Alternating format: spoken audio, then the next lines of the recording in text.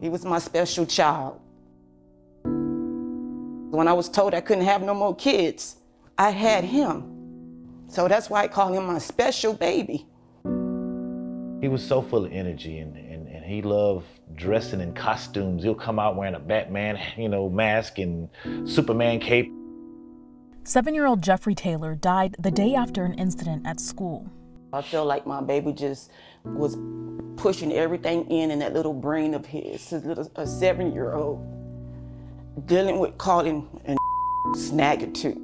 You're ugly, you dress funny. He did not want us to go up there and embarrass him because he didn't want to get nobody in trouble.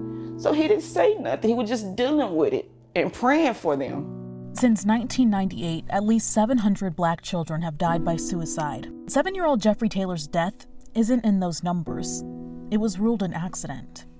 We know a lot about what works for white youth in terms of preventing suicide, and we just don't have that same evidence base or literature around Black youth suicide. Suicides are regularly undercounted, especially among people of color.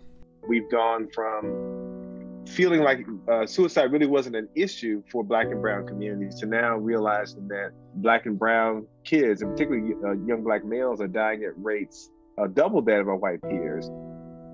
Racial trauma and a lack of mental health care are making the problem worse.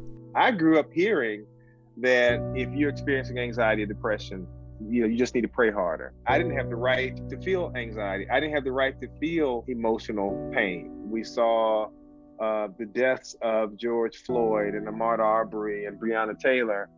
And for Black and brown kids that see this over time, that starts to weigh on anyone. His parents say the weight of it all was just too much for Jeffrey. Everybody's a woulda, coulda, shoulda until it happens to you. Woulda, shoulda, coulda.